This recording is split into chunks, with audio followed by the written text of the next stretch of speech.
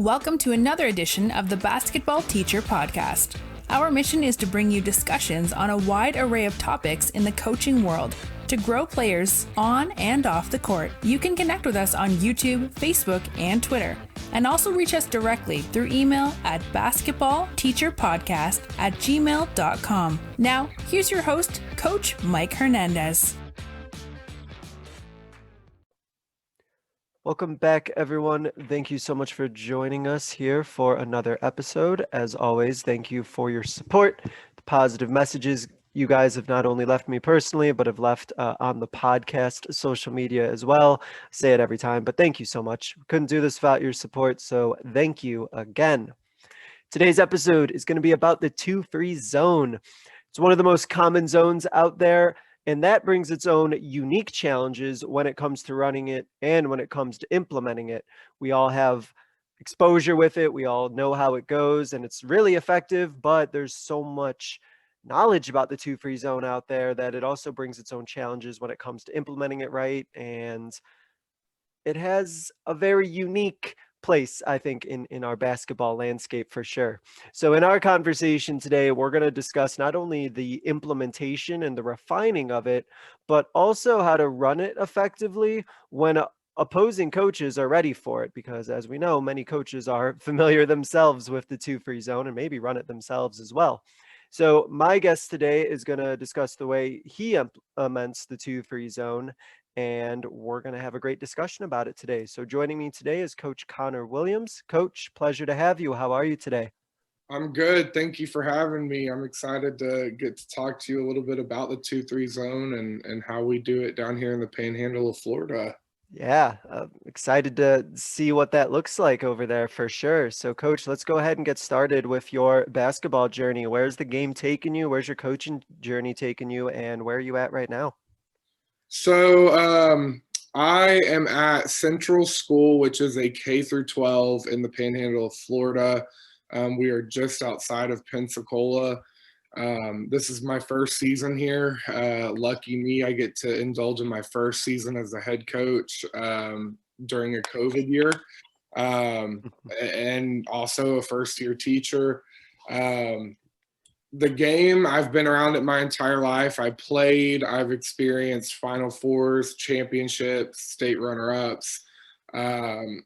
After graduating high school, I went to the University of West Florida in Pensacola and was a student manager for their women's basketball team. I was there for 3 years. I finished my degree a little bit early because in high school I dual enrolled. So I was pretty young going in. I went in as a junior. I was 18. I kind of had the mindset of who's going to hire someone who wants to be a women's college basketball coach or even a high school coach at 19, 20. So I tried to spread it out. I turned 21 right after I graduated from college. And during that time, UWF is a Division II school. So it's a little bit, more relaxed in a sense than being at a Division I school. And it was a huge family environment. I loved it. I got to be a part of an Elite Eight at UWF, which is the equivalence of the Final Four at the Division II level. It was a great experience, but on top of all of that, I also got to be a volunteer assistant for my dad's high school team, which was an hour away. So at 18, I was getting to kind of dip my toes in both worlds of college and high school coaching. And with that, in my first 2 years as a volunteer assistant at Crestview High School, we went a combined 14-30 in those first 2 years. So it was a rebuilding year both times. And the next year we had a couple of move-ins. We had finally gotten some kids broken of some habits, and we went 20-5. We won the first district championship in several years, and made the first state playoff since I want to say 2014, and this was in 2018.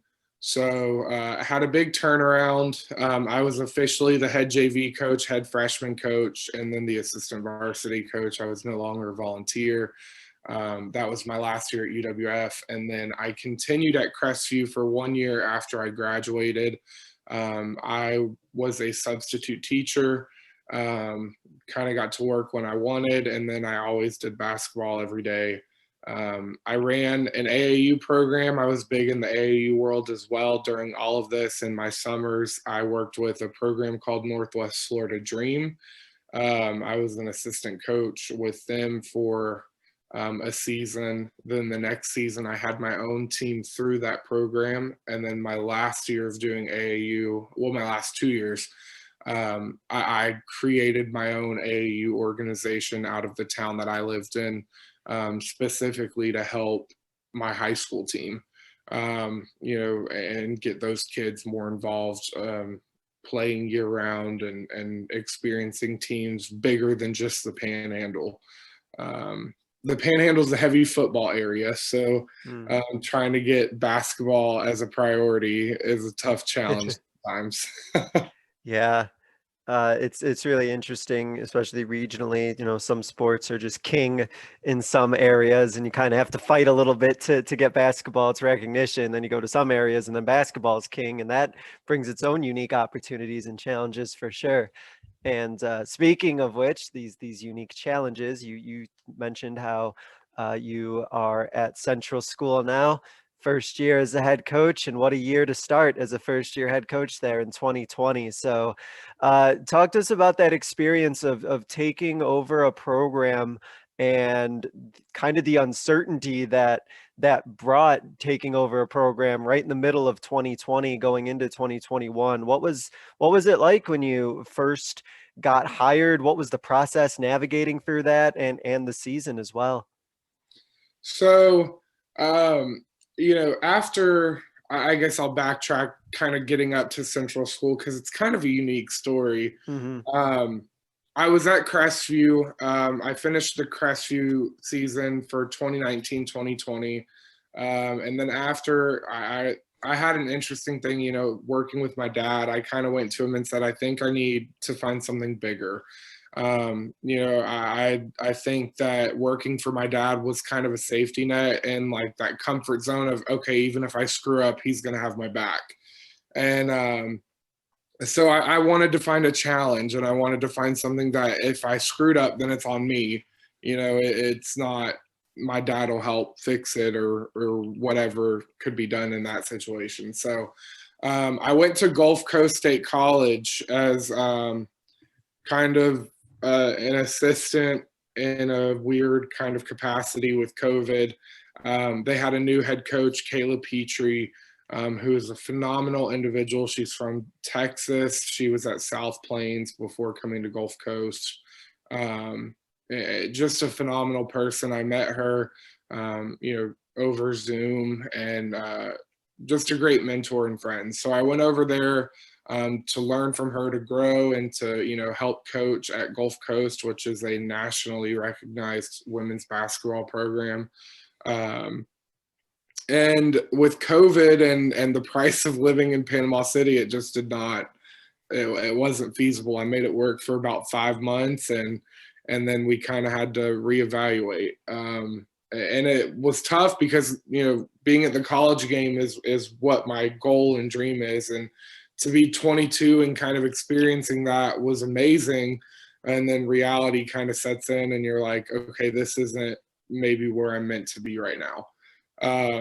And Central had actually been calling me about an opening they had, and they'd called me before. They called me with a boys assistant position a couple of years ago. But Central is in the same district that I played in, and my little brother played in the district still at our school that we graduated from. And I couldn't bring myself to coach against him. So I turned down the assistant boys job. Plus, I didn't really have a pull to go to the boys side. I've always been with the girls side of basketball. And as much as I loved playing, I didn't care for the boys game as much. I just have more fun coaching.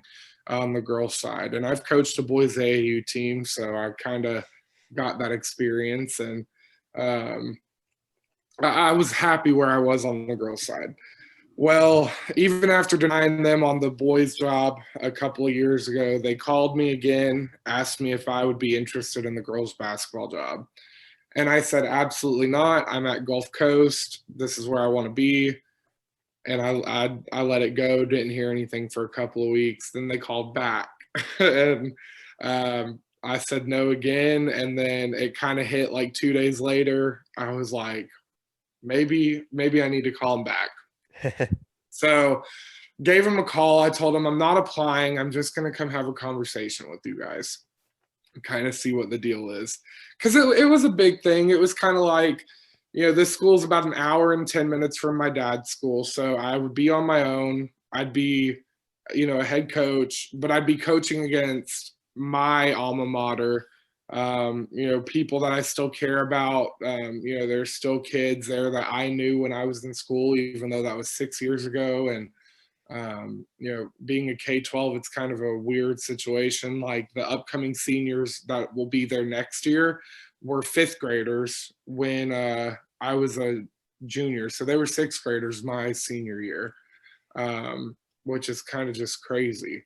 So, it was an interesting situation, but I ended up taking the job to have that stability, to be able to coach. And it ended up coming with the cool little fact that I feel like probably it doesn't amount to much, but it's kind of cool to me.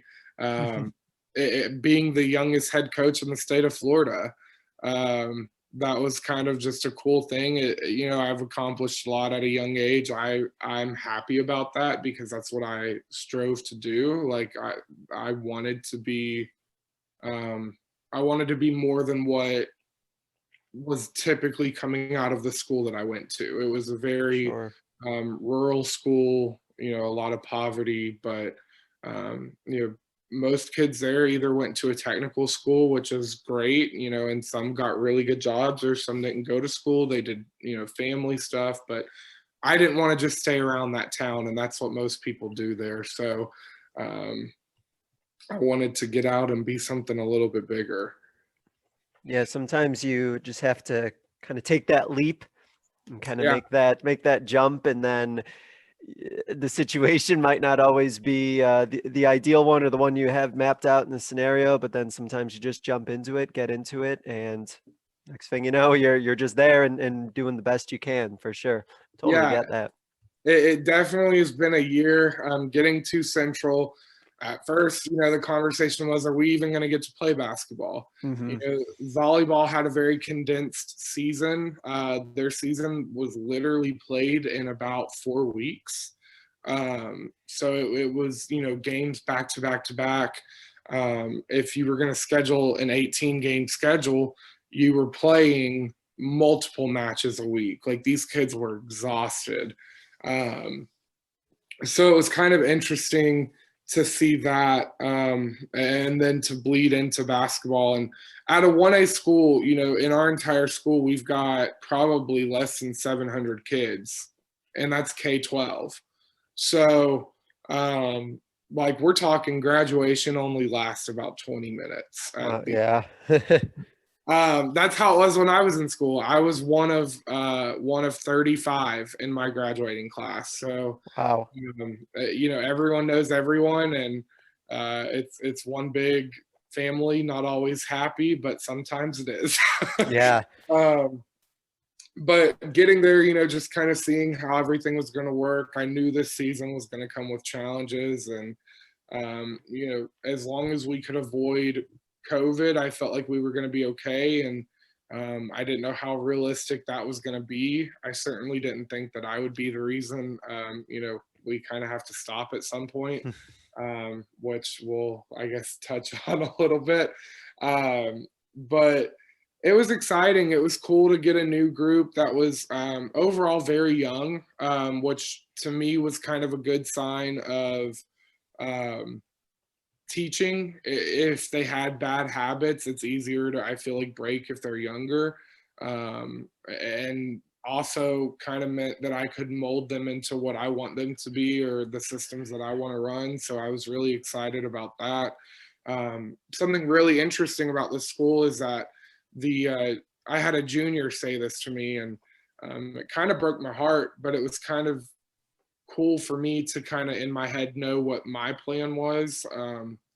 She told me halfway through the season, and we had a rough year. I mean, just with COVID, with different challenges that popped up throughout the year. We had a rough year, and it was an emotional roller coaster as a coach for my players. It just was. And I love to have kind of like family meetings after our games. So we'll just sit on the court and we'll talk, not after games, after practices. And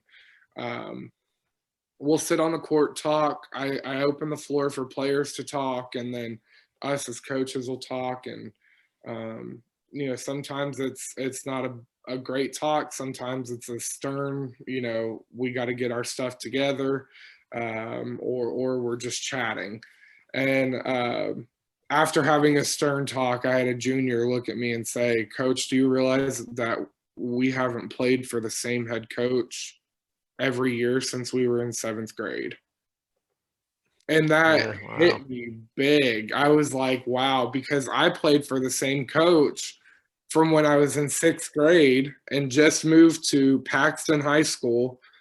I played for the same coach through my graduation. Yeah. And so, to think that a kid who's a junior and has had 5 years, including her 7th grade year since that year, and they've had 5 different head coaches, me being the 5th. Mm-hmm. And so in my head, I was like, I don't even care what my plans are, what I thought my plans would be for next year. I'm going to change whatever this culture is, and I'm staying here for another year.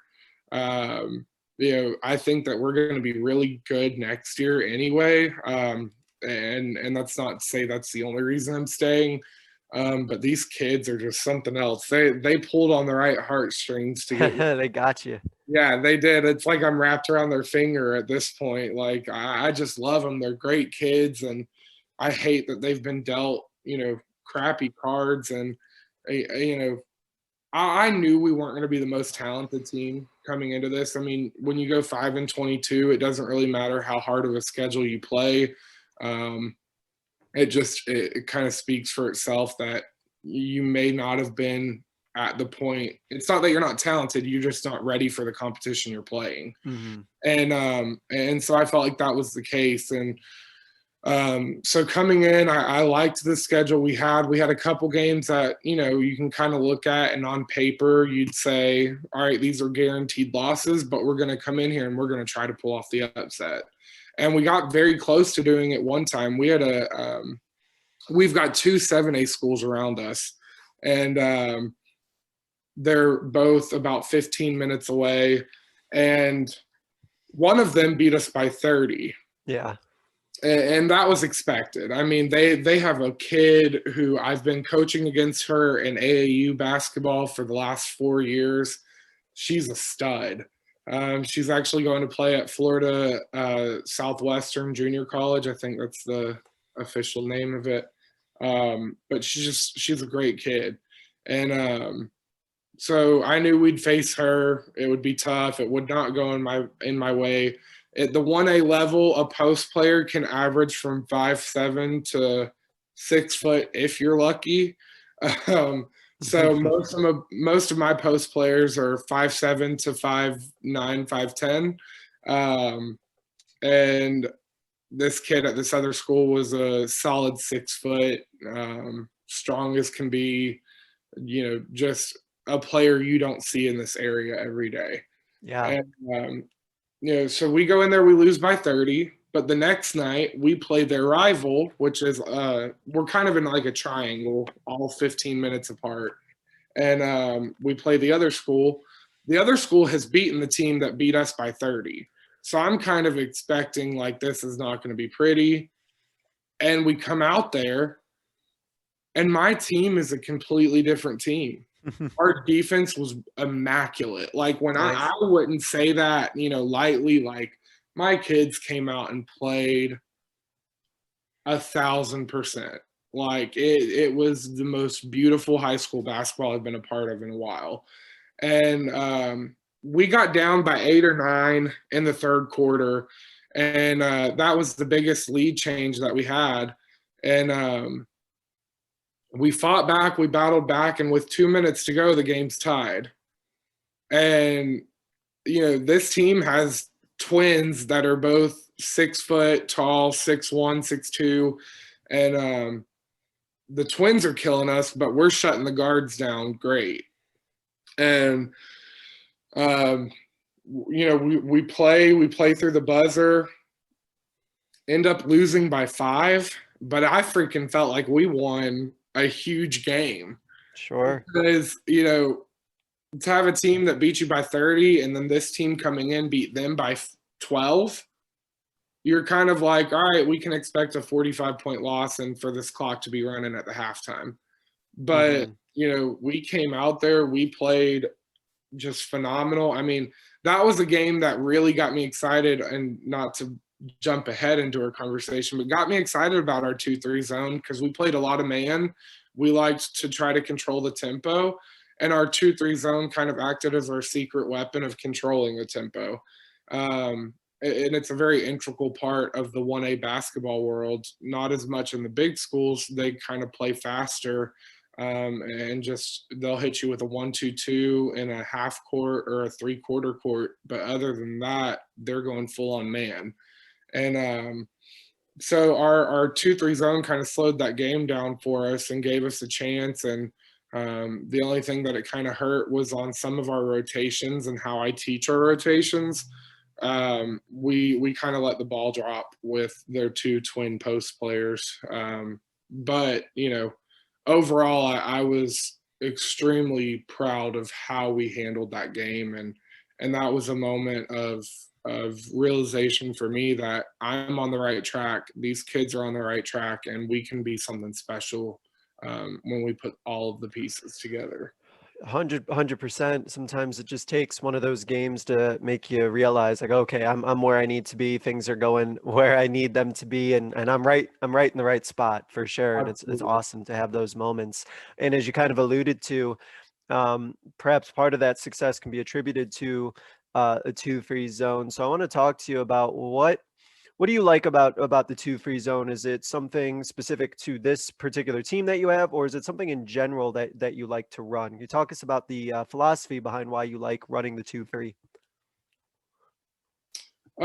So the school that I played at is a 1A team. The 2-3 zone when I played was our bread and butter. I mean, it just is what controlled the game. And we were very good at it. I mean, it took a lot of practice. I feel like a 2-3 zone is the zone that's looked at as the easiest. It's what a lot of teams have in their back pocket to use. But a lot of people think it's boring, and people just kind of throw it out there as kind of a defense that gives you a break as a team, because it's not you're not moving with every individual that comes through your area. You're just covering your space, and if someone leaves your space, you're kind of just chilling until someone else gets there. Well, that's kind of not how we teach it. My philosophy is on a 2-3 zone. If you run a 2-3 zone good enough and you hit all of your rotations, it looks like a man. It looks like a man-to-man. Someone's always going to have someone on them. If you hit the right rotations, you're going to be where you need to be and where the offense is. And vice versa, if you run an amazing man-to-man defense and you're in your help gaps and you're in weak side, it can look like a zone. And you can be sitting there like, wow, what are they running as an offense? It just makes it chaotic and harder to play against. So when I was at UWF, we had a brilliant mind as an assistant coach and a defensive coach, and she's now the head coach at Meredith College. Her name's LaQuanda Quick. She was more famously known as LaQuanda Barksdale, and then LaQuanda Barksdale Quick. She played at North Carolina, went on to play in the WNBA, and was just and still is a phenomenal athlete, and just a great defensive mind, great coach.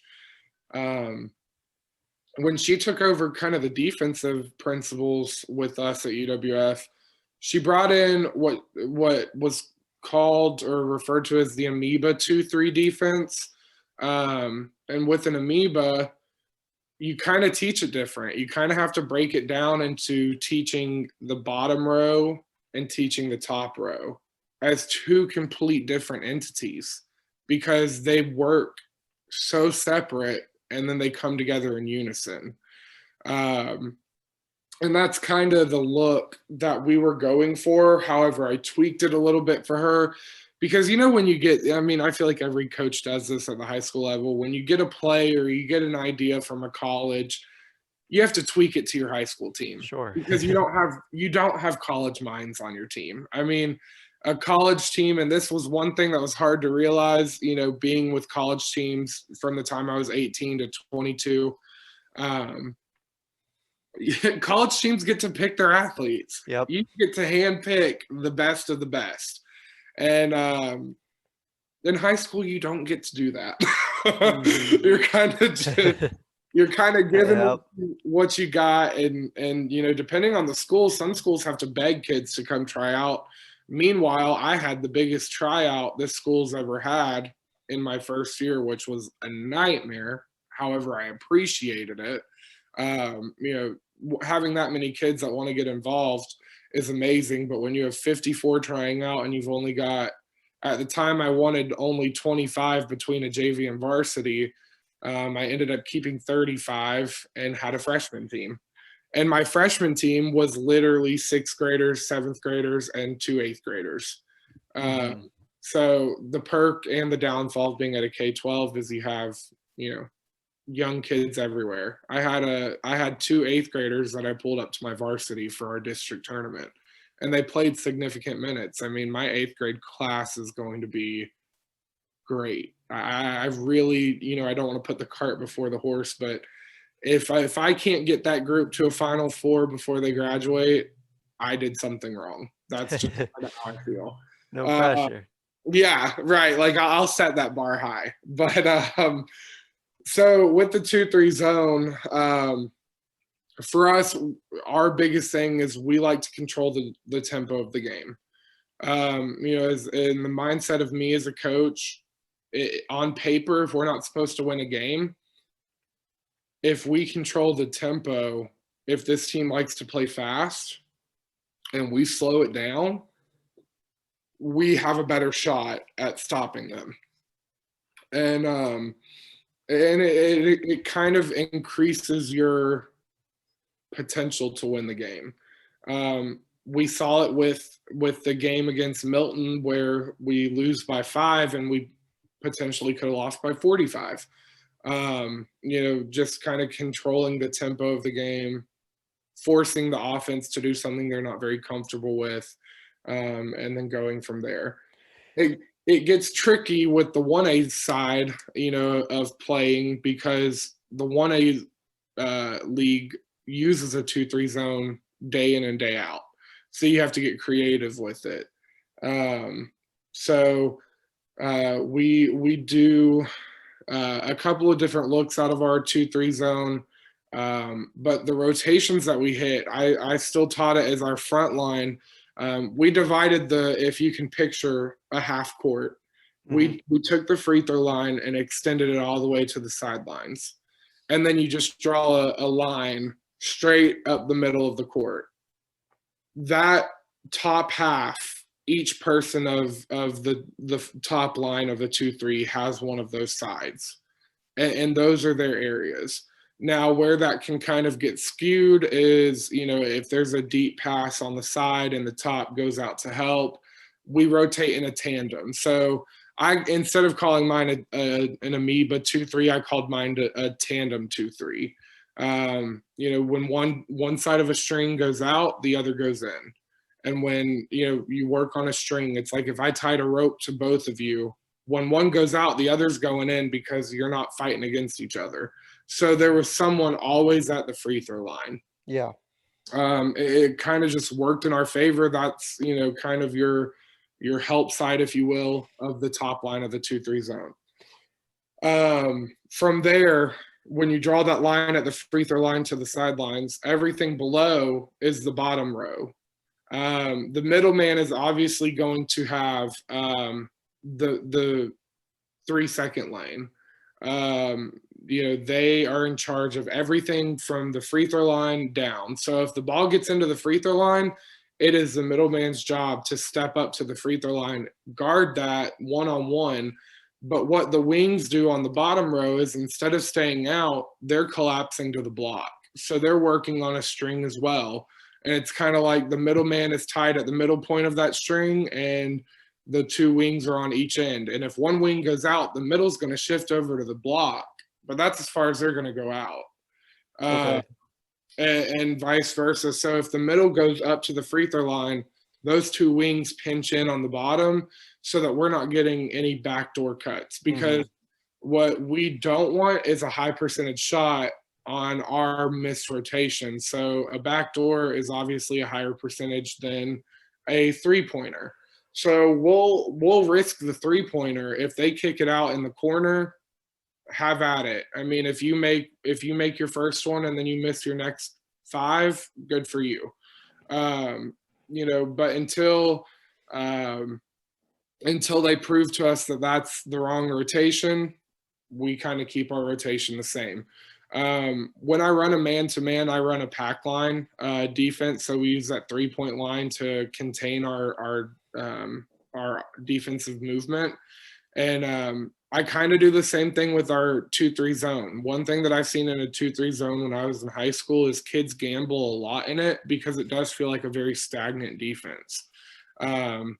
So when I had kids gamble, when I was on a team that had athletic players and they're going to run and jump a pass and they might miss it, it puts everyone else out of rotation. Yep. And when you're out of rotation, you leave a gap somewhere.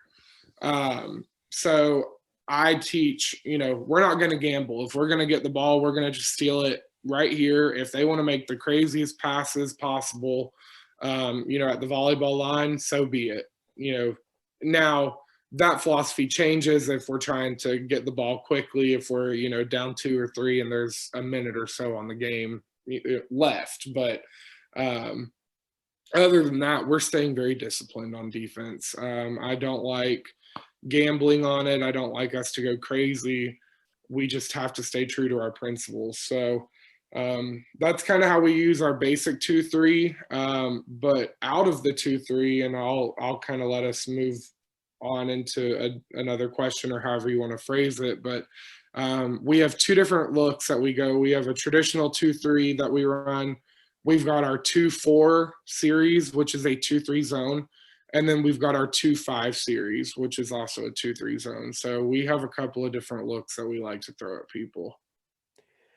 When you talked about how the 2-3 zone is able to just slow down teams, do you attribute that to just having good solid rotations? What do you think has really led to teams just really being slowed down when you're running your 2-3? Well, one thing that I've noticed in this area is we've got a lot of bigger schools around us. I mean, 1A schools are kind of spread out a little bit, just they're the more country rural schools.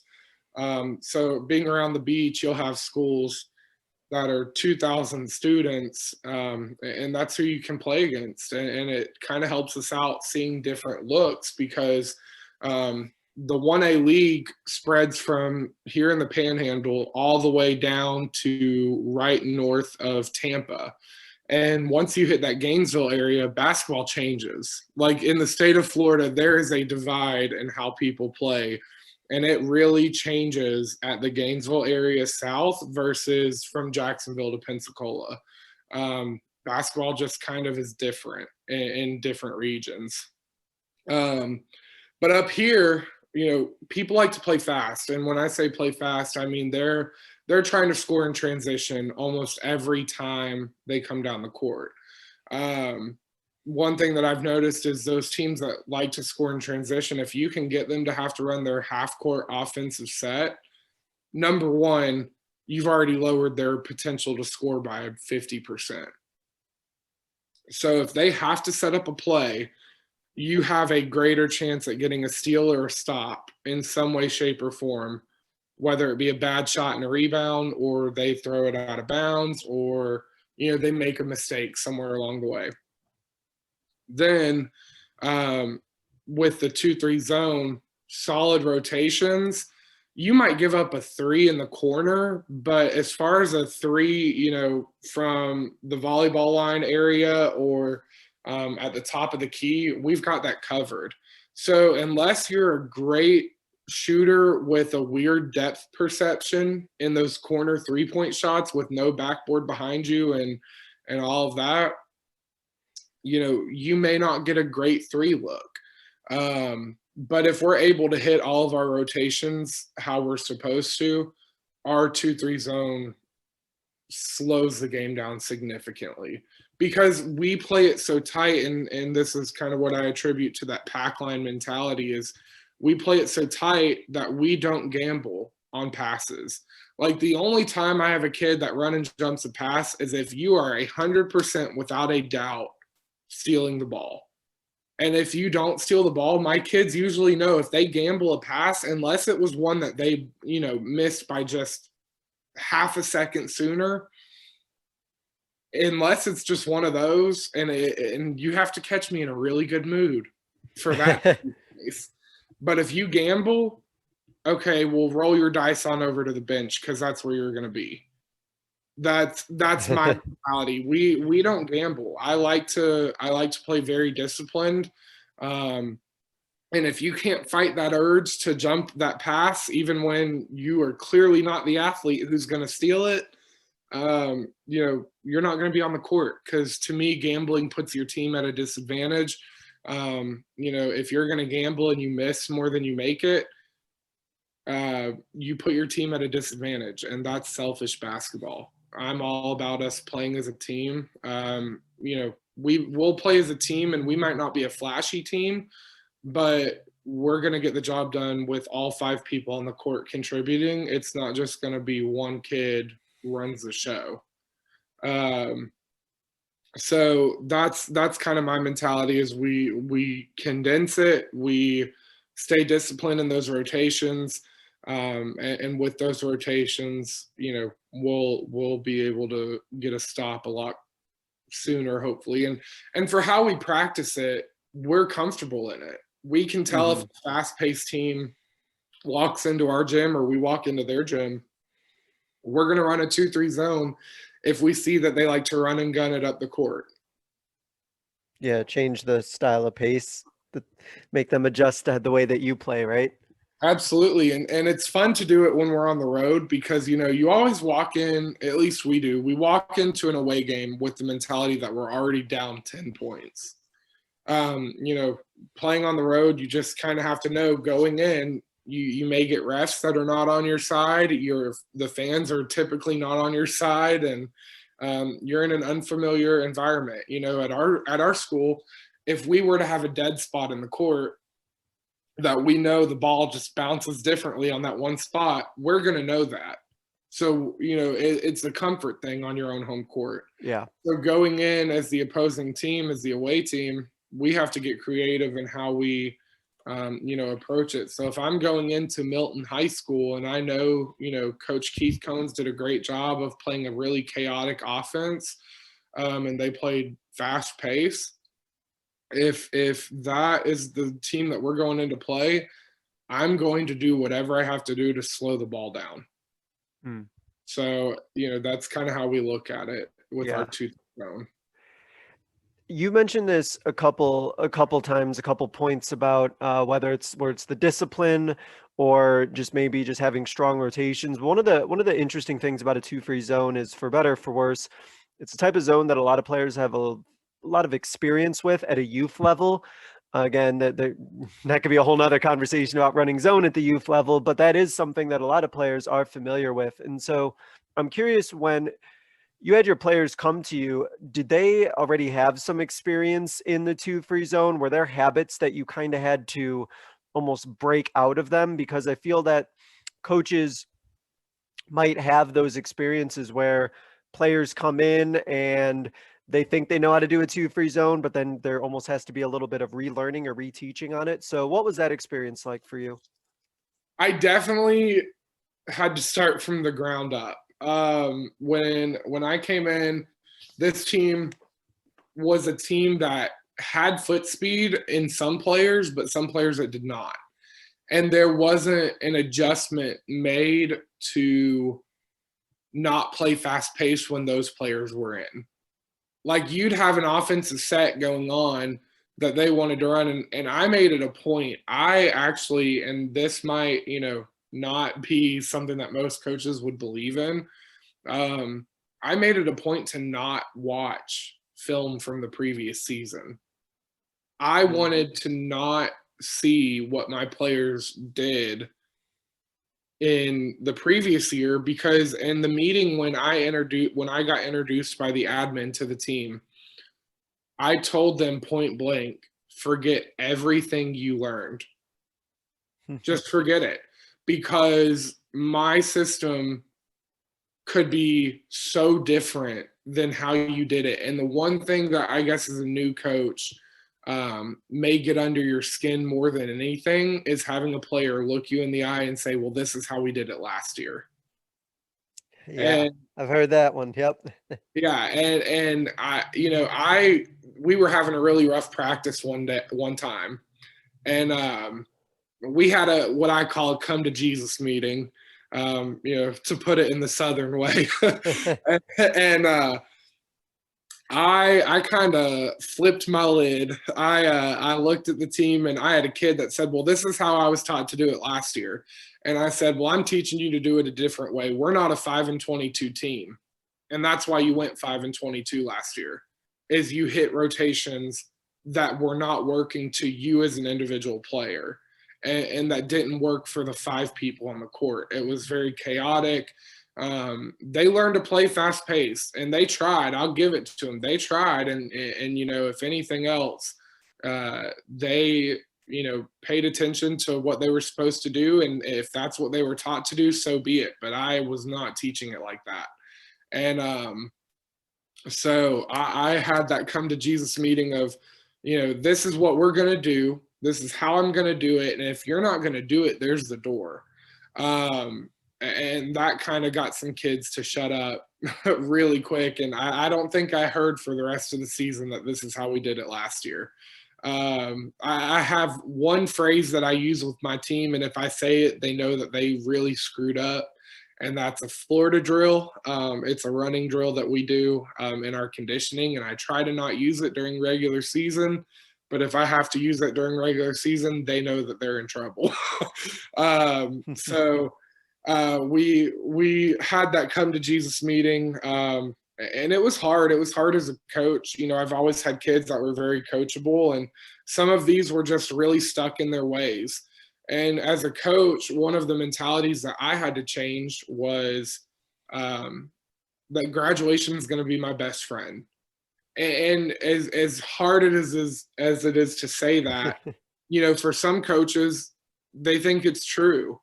And I said it to myself, and I said it to my staff when we were having, just a staff meeting. And it kind of hit me in the face really quick when it came out of my mouth that I only have one senior. What graduation is going to be my friend with one senior? Right. And, you stuck with them for a little longer. Right. And the senior wasn't even the one that was the issue as far as just being hard-headed and stuck in what they were doing. It's not that I don't have coachable kids or great kids, because I do. And they're very coachable. But, that was the conversation when the junior said to me, Coach, do you realize that we haven't played for the same coach since we were in 7th grade? And that's when I took the step back. And we came into practice the next day, and I had this whole apology ready. And, I just said, screw it. You know what? I said what I said. I hope it resonates with them. But I am going to level with them and say, look, I know this is hard, but you have to be willing to accept all of the information that we're giving you, because this is the style that we expect you to play. We don't want to be a 5-22 team. That's unacceptable to me. I've only had 2 losing seasons ever before this year, and that's when we went 14-30 at Crestview my first 2 years. But the next 2 years we went 38-19. You know, so I've had the taste. I was very blessed as a player and as a student manager for my dad when he coached at the high school that I went to. We had winning seasons. We went, my senior year, we went 25-4. And the only 3 games we lost 3 games in a row at Christmas. We were 12-0 going into Christmas break. We get into a Christmas tournament and we just dropped the ball. And then Yeah. we rode a winning streak on an 13-game winning streak to the state championship game. And then we lost 1 more game.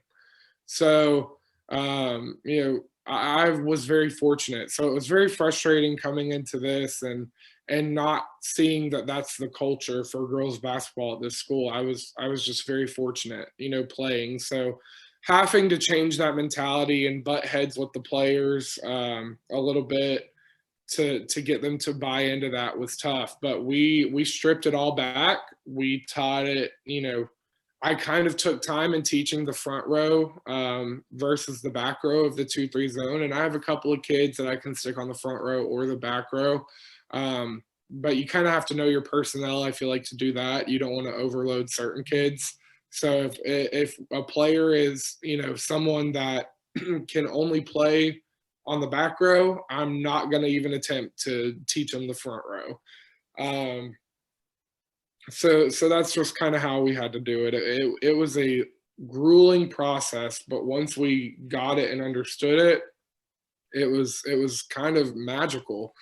I did, wait plenty of time in the season to teach the other 2 variations of our 2-3 zone, just because I didn't want to overwhelm the kids. Yeah. It wasn't worth us trying to throw it out for 2 or 3 times in a game for them to just be confused, and then I ruined everything that we did for regular 2-3 zones.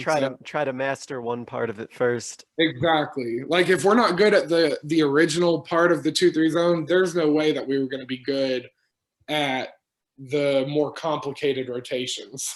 Mm-hmm.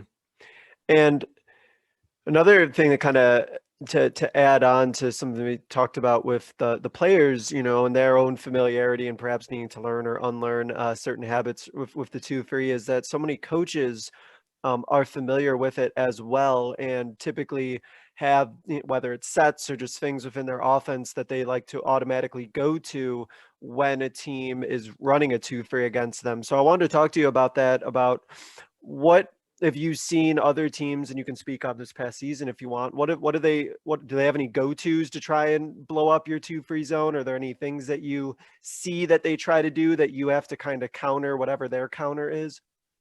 So one thing that, as a coach, I learned from my dad, I've learned from other coaches talking to, is that everyone feels like offensively when you're playing against a 2-3 zone, if they get it into the high post, you're screwed.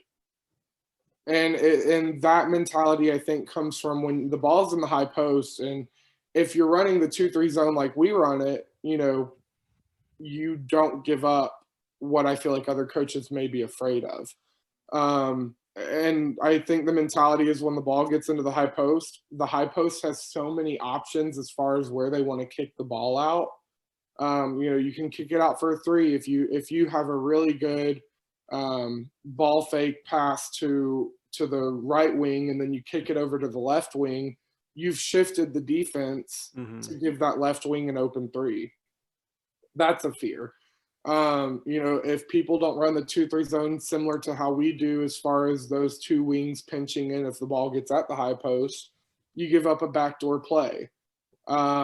Another thing is, even if you're not giving up a backdoor play, if the ball's in the high post at the free throw line and that middleman is guarding the free throw line like they're supposed to, you leave the 3-second lane wide open in essence. So if someone wants to just flash into the 3-second lane, now you're having to ask one of your guards to step up and guard that. And it kind of just gets you out of rotation. So one thing that coaches also tell me is that you beat a 2-3 zone with passing. If you can swing the ball quick enough, the defense usually doesn't shift. Now for us, because we play it with the pack line mentality, that didn't necessarily work, which was kind of good for us. I mean, we just kept it very contained. But once you pass it enough against a 2-3 zone, you usually find that hole in it, and then you can get a dribble drive to the goal if you are athletic enough and you have that ability. So that's just kind of what I've seen this season. We got hit. I know one team who's actually our rival runs a phenomenal flex series. Okay. Now, within that, I don't know if it's the play or the fact that they had 4 of their 6 or 7 seniors that were 6'2" or taller. That helps. Yeah, so and like I said, my tallest kid was 5'10". So, those 4 inches in the girls' basketball game, that's a big difference. And for sure. God bless my 5'10" kid, because she's a freshman, which is super exciting. But she's a beanpole. I mean, she just is. She is just as small as can be. She's not got a ton of muscle. Her body fat is probably at a 0%. Like, she is skin and bone. And she plays hard, and she dealt with a lot of injuries coming into the beginning of the season. And the second half of the season, she was huge for us and really, really stepped up and played big. So I'm very excited to see where she's headed in her career. And I'm so thankful for graduation that these other teams are losing certain people. But that's just kind of how we look at it. The flex series that team ran, just kind of screening the right people in a zone, really got us, and they made us struggle. And that was the one time that I felt like our 2-3 zone wasn't good enough this season. So we had to go man-to-man. And then when we went man-to-man, we kind of just got beat off a more athletic team. And to me as a coach, I definitely felt like there was a lot more that I could have done, should have done. It was kind of the first time this season that I had been beat by that large of a number, and it was kind of discouraging. It was kind of like, what do I need to do different for that to not happen again? And there were just a lot of growing points for me as a young head coach. I'm 22. I haven't seen everything there is to see, although I've experienced a lot of success in my short time. So, kind of just to speak on that, like I've seen when I was a student manager for our girls team in high school, we won 5 straight district championships. We went to 2 Final Fours, had a state championship. As a player for me, we had, 3 district runner-ups. We won the district championship my senior year, won the region for the first time in 50 years. We were in the state championship for the first time in 54 years. So we had a great group. I had a lot of success. You go into college, I went to the Elite 8 with a team, 2 conference championship appearances. It's just, I've been very lucky in that sense. So then to come into that kind of situation where I'm not used to getting beat by 30. I have only been running clocked once in my coaching career up until this point. And it was a tough pill to swallow, but that's when I think adjustments started happening. Speaking of those adjustments, because the 2-3 is so common, I'm curious, when you go up against the 2-3 zone, are there certain things that you see other coaches do that you're like, like I know what you're trying to do, and this is what I'm going to try to exploit on your version of the 2-3 zone? Do you see variation of like a 2-3 zone in other teams that you play that you try to exploit? What's that experience been like? Yeah, definitely. I think, having been from a 1A school who, the 2-3 zone is kind of the bread and butter and it's what everyone plays. So you have to be unique in it. If you want to be successful at the 1A level, you have to be unique in how you run the 2-3 zone. And so I've seen that and I played against it. And, I can kind of see in a 2-3 zone, if they play it wide, there's a lot of gaps going into the middle of the floor.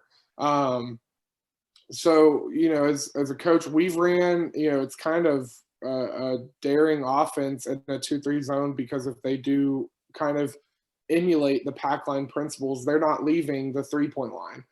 We've ran a 3-out, 2-in motion where it's just dribble handoffs, making the zone rotate. And we exploited them not rotating correctly. We get a gap and we might get a mid-range jumper that I have 3 guards that were pretty good at a pull-up jumper. So we've seen that. We've seen gaps in the post where we have a play that we call it's just called 2. So we have 2 basic offenses, 1 and 2 game. And with those, you're pretty much saying how many players are in the low post. So in 1, we have the post player at the high post, 1 at the low post. In 2, both of our post players are on the blocks. With that play, you have the 3 guards around the 3-point line. The middle guard who has the ball will dribble at one of the guards. They will go away from the ball. They will run through the baseline to the opposite corner. Typically with that play, they're going off a double screen at the blocks. You swing the ball back to the guard, who rotates over as the point guard dribbles it. And we just swing it around the 3-point line and exploit the 2-3 zone by screening the correct people and then having the opening on the weak side that the 2-3 zone doesn't rotate back quick enough to. Typically, what you look for is a 3-point look out of that. If you don't rotate, or if they do rotate, quicker than expected, once that wing player releases from that screen by the second screener on the block, that post player posts up. And, you may get a dump down into the post. You may be able to, as that wing player of the 2-3 zone runs out at you, you dribble drive past him. Just using that change of speed, exploiting that. But a variation of our 2 play where the player runs through the opposite baseline, we have 2 loop. And instead of running all the way through, they'll go off the first screen of the ball side block and then shoot up straight through the lane. Once they do that, they get to that high post area, catching the ball there, which we typically see the space that's in the court of that when a team is in 2-3, you could park a semi there. There's that big of a hole. Yeah, I can picture it. And so we'll get the ball there, we'll dump it down. We either get the mid-range jumper and have 2 post players crashing the boards on both sides, or once we get that middleman of the 2-3 zone will shoot up like they're supposed to, and we can get a nice bounce pass entry to an inside position post player who's going to catch that bounce pass and literally lay it up with no defender in front of them because they've got the defender posted up on their back. So those are just kind of 2 looks that we get in our 2-3 zone. I'm very meticulous when I teach my offense, though. I teach 2 variations of it. Every single one of my plays can be ran against a 2-3 zone or a man. I don't know how it works. I don't know how the wheels turn in it, but the plays that we run, helpful. Yeah, the plays that we run can all be ran against both types of defense. Now, it might not look pretty, like against, if we have a play that's predominantly a man play and we call it against a 2-3 zone, it may not look pretty. We may not always hit every rotation we're supposed to hit, but it can be done.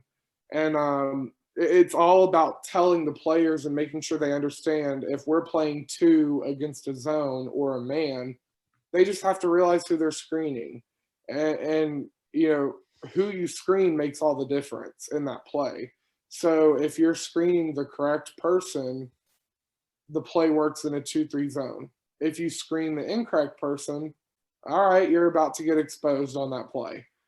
So that's kind of been our mentality, is we wanted to keep it simple by not adding. I kind of hate when coaches have an arsenal of 1,000 different plays when you're trying to scout them, because I would rather be good at a handful of plays and be excellent at them than to have 30 mediocre plays that we just are able to run. Like, why be able to run something when you can be great at 6 or 7 plays versus 20? So that's kind of been our mentality.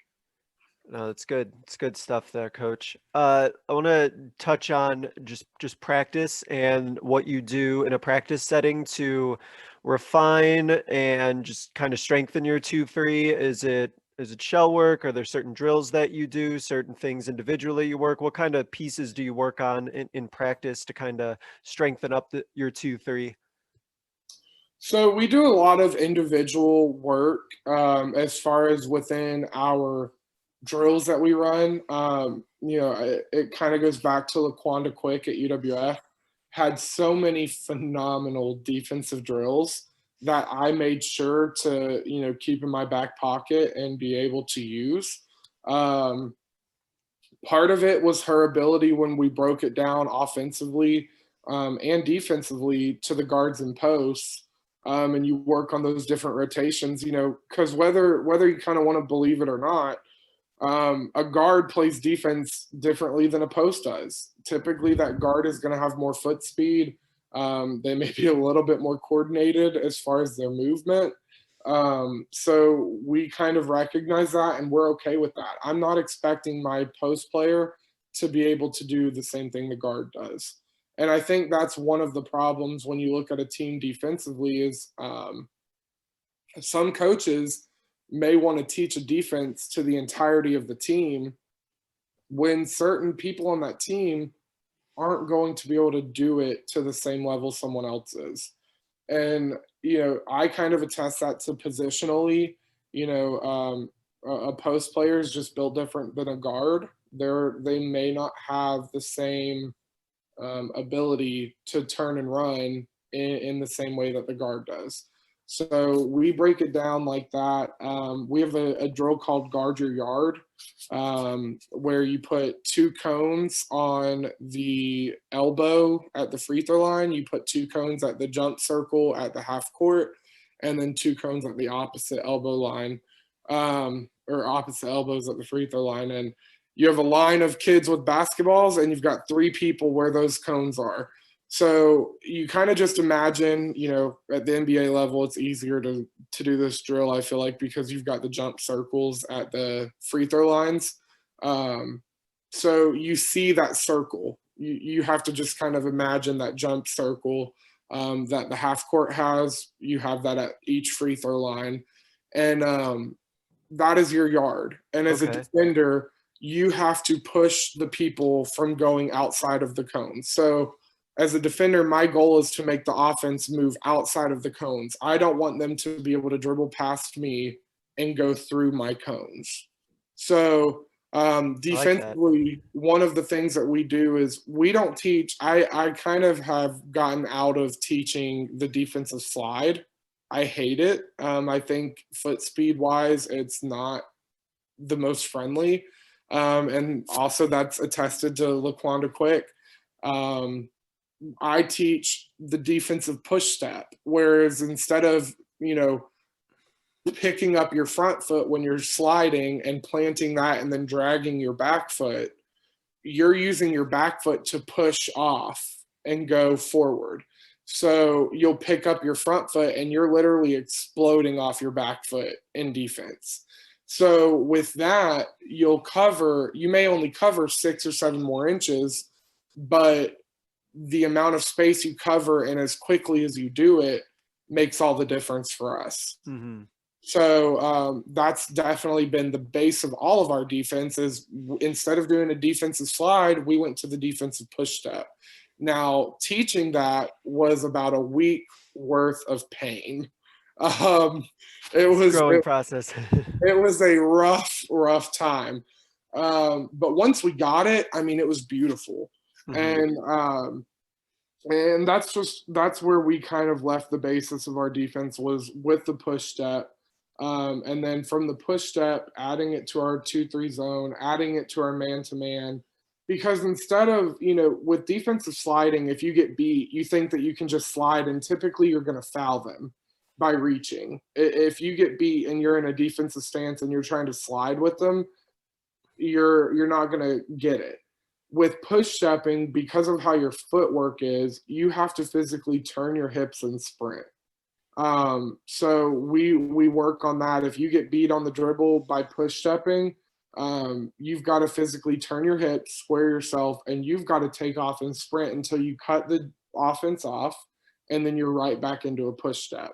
So for us, and this may just be my college mentality of seeing it done at the college level, if you can play those 30 seconds of amazing defense and get them to get a shot clock violation, and even though we don't have the shot clock in basketball at the high school level here, if you can force a team to play offense for 30 seconds, there's a mistake that's bound to happen, and you can usually capitalize on it. So, our mentality as far as our defense in general is play 30 seconds of amazing defense, and you can slow down your offense to use that as your break. Like, if we're going to take a break on the court, it has to be the offensive end. If you take a break on defense, you're coming out. Defense is where it's good mentality. Defense is where it's guns blazing. You have to give your all every defensive possession. And that's not to say you don't give your all on offense. But if we've got to stand at the volleyball line of the half court with the ball and we just dribble it while we let the post player catch their breath for 3 seconds, so be it. And that mentality kind of came with, our plays are able to be ran against a man in a zone. So I'm okay if the defense sets up. I know that my team is not necessarily a fast break team. We do have a couple of fast break kids and we do score in transition, but we thrived in the half court. I mean, we really scored the majority of our points either in the half court or out of our press, which was a 1-2-1-1. We got a steal, we laid it up, we're right back in the press. So that was where we scored our most points, is either out of a press or in the half court. We were not a huge transition team. Nice. No, really, really good stuff with that. And I just think it really just sort of speaks to, you have to have certain things that you really like pride yourself on as a program and as a coach. And yours definitely is like on the defensive end. I really like that thing about how, you're coming out if you're not going max effort, you're not showing that like 1,000% intensity on the defensive end. Like there's no let up on that. I really like that a lot. I think that's something that your players can probably really understand really well as well. And they know like, okay, I know on defense there can't be any let up at all. So that's really cool. I like that a lot. Well, I have one post player that comes to mind. Yeah.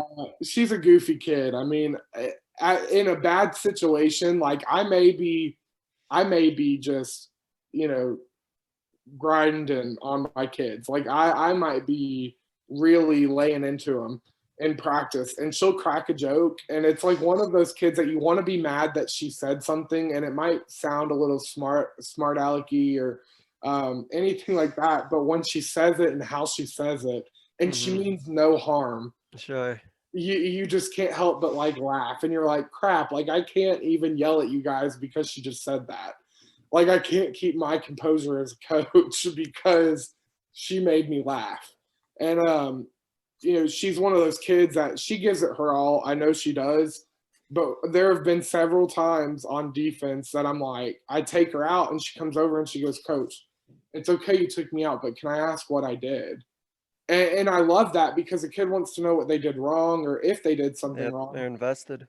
Yeah, and I told her, I just flat out told her, I said, look, sweetheart, your face said it all that you look tired. And she goes, I'm not even out of breath yet. And I was like, well, we need to fix the body composure then, because it did not look like max effort, and I've seen you do it better. So when she went back in, she really took that adjustment and made it a point that she made me know she was giving 110% on defense, and she stayed in for quite a while until she really was just gassed. But I tell my players all the time, it may not be necessarily your performance on the defensive end as far as you missing a rotation, but sometimes if your body language tells me you're tired, you're coming out, because in that moment, if I think you're tired, you're not what's best for the team on the court. And if you're tired, you're not able to physically go. I would rather a player, go out there and give me 2 to 3 minutes of just guns blazing, leave your heart on the court defense, and then have to come out for a minute of water, because I know that my bench is deep enough that we can do that.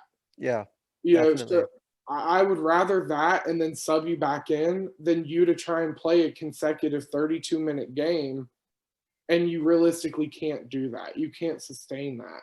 There are certain kids that can play a 32-minute game and be fine, but not every kid is like that. That's like a rarity. Mm-hmm. Those are the kids that you're kind of like, all right, we'll see them at the collegiate level and see how they do with that. Yeah, real special talent for sure. Yeah. So, that's one thing is that we talked a lot about is body language. I mean, if you look tired as a coach, I'm not in your mind. I don't know if you're actually tired, but if you look it, you're coming out to get that adjustment. So, that's one thing that we had to kind of overcome, just me as a coach, knowing, okay, she's not actually tired, she just always looks like that. Yeah, it's a good little lesson on body language for sure, though. So I think that's just something good to have your players even just think about the way that they look and the way that they compose themselves on the court. I mean, there's validity to that for sure. Yeah, absolutely. Nice. All right, Coach. It was really good stuff here about not only 2-3 zone, but just kind of coaching philosophy in general. This was really good. So to wrap up, Coach, there's a couple questions I ask every guest. So I'll start here with this first one. What is a coaching moment from your coaching career that you think others listening would be able to learn from? Oh, man. As far as, one thing that I've had to really work on is as a young coach, I as a person, I won't even say as a coach, as a person, I wear my heart on my sleeve. I am very expressive as far as, I don't hide how I'm feeling. I show my emotions. I'm very emotionally invested in this game and in my kids, and I want them to succeed. And if I'm kind of in panic, fight or flight mode, you might be able to tell. And I learned very quickly, and this wasn't even coaching in high school. This wasn't this last season. This was 2 summers ago with my AAU team. And we were playing a team that is kind of local to where we were, and we had never played them before. And there was a lot of talk. One thing I hate about AAU is that sometimes the coaches, they might not necessarily actually be coaches, but they think they are, or they talk all the smack on social media and all this kind of stuff. Well, my team name was very similar to, I guess, this other program, and there was some stuff posted on social media, and we always joked about, because my kids could see it all. I mean, we're in a day and age of social media. If you put it out there, it's not going to be a secret for long. Yep. And my kids all saw that, and we'd talk about it in practice, we'd joke about it, and there was one post saying that my team was scared to play theirs. And I knew their team was very talented, but I wasn't scared to play them. We just hadn't ever lined up with them in a tournament. They had never been in our pool division, whatever the case may be. Mm-hmm. Well, we go to this tournament in Pensacola, and we're playing in the semifinals of the tournament, and we end up matching up with them. And it's the first time we've ever played them. He actually got one of the kids that was going to be on my team. He had them on their team now. And it just became a very, I was emotionally involved. I was like, we've got to beat them at whatever cost. We have got to win this game. And my kids kind of felt like they knew it was at stake. It kind of felt like a rivalry game in high school. And so we came into that game and we played well above what I thought we were capable of. And they played a full 40 minutes of playing their heart out. And when it came down to it, it was a very low scoring game. We just couldn't really find a rhythm on offense, and our defense was good enough that it didn't allow the other team to find a rhythm. And they have a kid that could shoot it from 5-6 feet behind the 3-point line. I mean, she is a sharp shooter, just very reminiscent of Sabrina Ionescu in the sense of how she shoots it.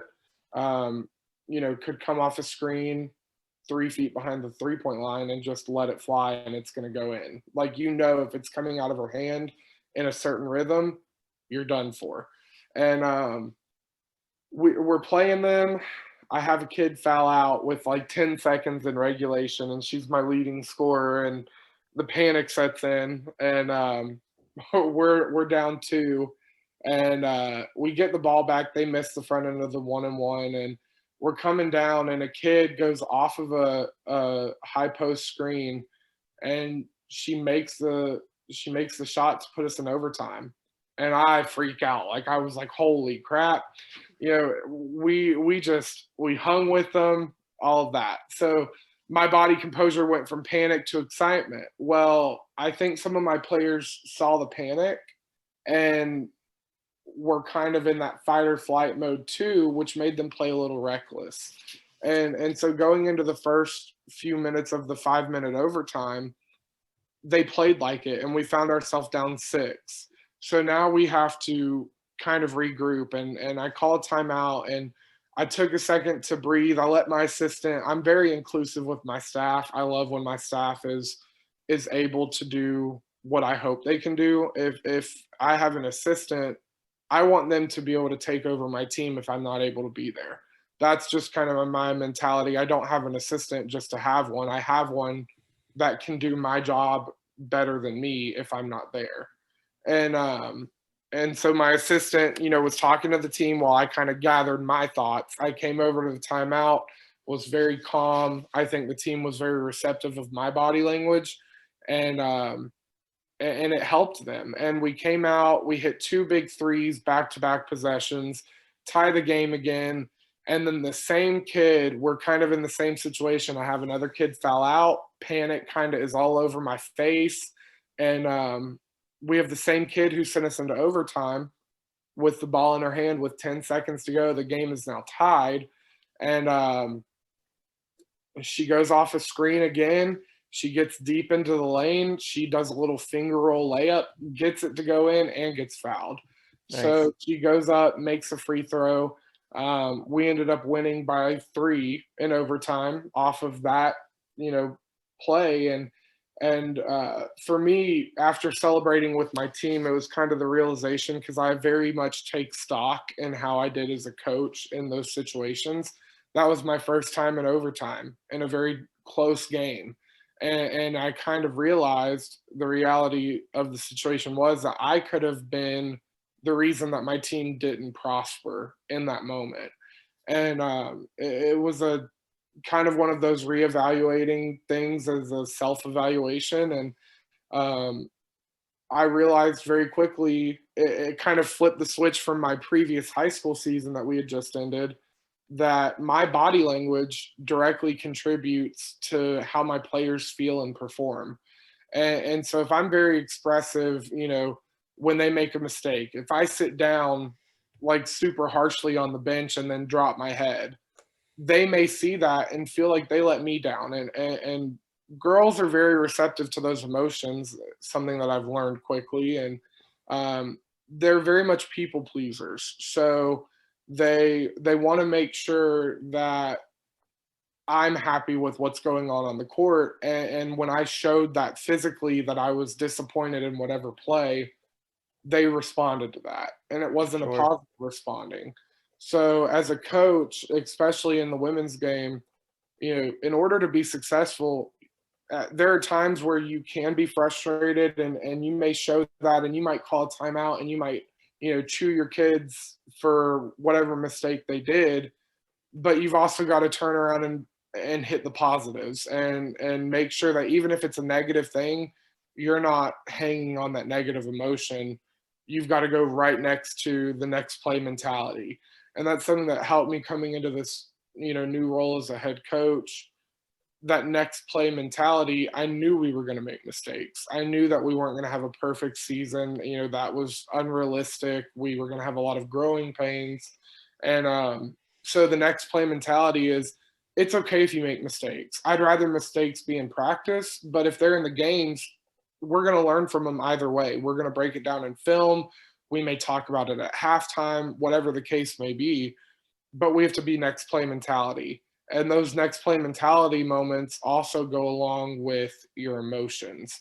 Like, we could have just hit the biggest three of the season to beat our rival or to beat the number one team in the state, but you've still got to compose yourself as a coach, as a player, because there could be 5 seconds left on the clock that they could go and even it. If you're busy celebrating, not playing defense, they go and get an easy bucket, and then you're right back into a panic mode, and then it just all kind of goes hand in hand. So definitely learning to control the physical emotion was a moment of my coaching career that I knew, if I can change this, my team is going to be much more responsive to what I'm trying to convey.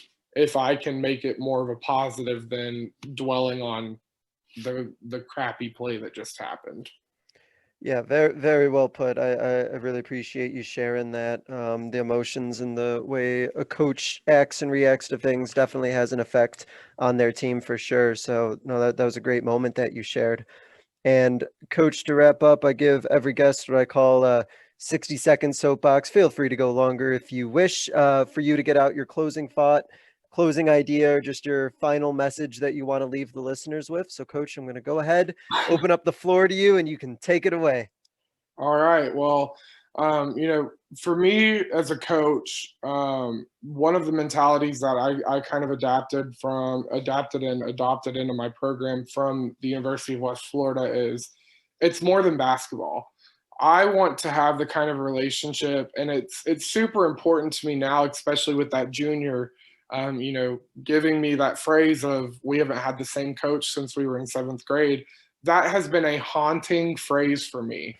And it's not in a negative way. It just makes me want to change that for them. And so the phrase that we adopted this year is, it's more than basketball. And I tie in life lessons to our practices. I tie in life lessons to tough losses and to triumphant wins. I want these kids to leave my program, whether they go to play in a college setting or whether they go on to be the next CEO. I want them to leave my program remembering basketball as something that gave them life lessons to be successful. Not only that, I want my kids, I think the moment that I realized that I won as a coach is not based off of my record. It will be based off of how many weddings I'm invited to, 10 years down the line, or however long they are. If I get to be a part of, that player's big day, it means that I had that much of a positive impact that they felt like I should be there and be a part of that. And that's something special to me. I've seen my dad, who's my number one role model, my biggest mentor. He has been that for players. He has stepped up in a father role when, players didn't have a father in the picture, or family might not be the best situation for them, and he becomes their family and makes it a positive, and helps helps that player grow, and teaches them things that they might not be learning at home. And that's a huge thing for me. That's, I think, more important than anything in the game. If I can have that kind of relationship with my players to where, where they remember me 10 years down the line or 20 years down the line, and are still on my Facebook or commenting on whatever and coming back and seeing the program. And I can let, my one senior know you helped build what we are. Then that's the moment that I'll be like, I accomplished what I wanted to. And I could have already won, 5 or 10 state championships. But the moment that a player comes back and says, this shaped me into the person that I am, that's when I'll feel like I've won. Because at the end of the day, it may be my job to win basketball games, but I'm trying to help these women, these young women, grow and learn. And I think that's especially important now in 2021, when we're fighting so many battles of equality or equal representation and diversification within the job force and within women. I think it's super important for me as a male coach of female athletes to really be on their side. And to really hope that they know that, I may have been fortunate to get this job, but it could have easily been my assistant who was the head coach, because she's more than qualified. So I want my players to know that, it's not always going to be a male standing in front of you. And that's, that's kind of one of those interesting conversations that you have with your female athletes. But it's so prevalent in today's world. It's like, how can you not talk about it? So I want to be an ally for them. I want to be someone that's always going to support them. And I hope that they know and will continue to know that my love for them goes far beyond the basketball court. Awesome. Really well done. Really well spoken. And I appreciate the activism for the girls game and for young women athletes, as well as one who coaches girls. So thank you for that plug as well. Coach, thank you for spending some time talking about not just 2-3 zone, but a lot more about your program, your coaching philosophy, and a lot of different topics that we covered. So I really appreciate it. So you made it for year 1. Hopefully year 2 is a little bit more smooth sailing for you and your program. And thank you for joining us, and best of luck going forward, Coach. Thank you. Thank you so much for having me. It was a blast. And I look forward to, seeing how you guys do with your podcast, and I'll definitely be keeping up with your high school group as well. Thank you, Coach Williams. Appreciate it. And thank you to all of you listening. This was another edition of the Basketball Teacher Podcast. We'll see you guys next time. Thank you for listening to another edition of the Basketball Teacher Podcast. Make sure to connect with us on YouTube, Facebook, and Twitter, or reach us directly through email at basketballteacherpodcast@gmail.com. Take care, be safe, and we'll see you next time.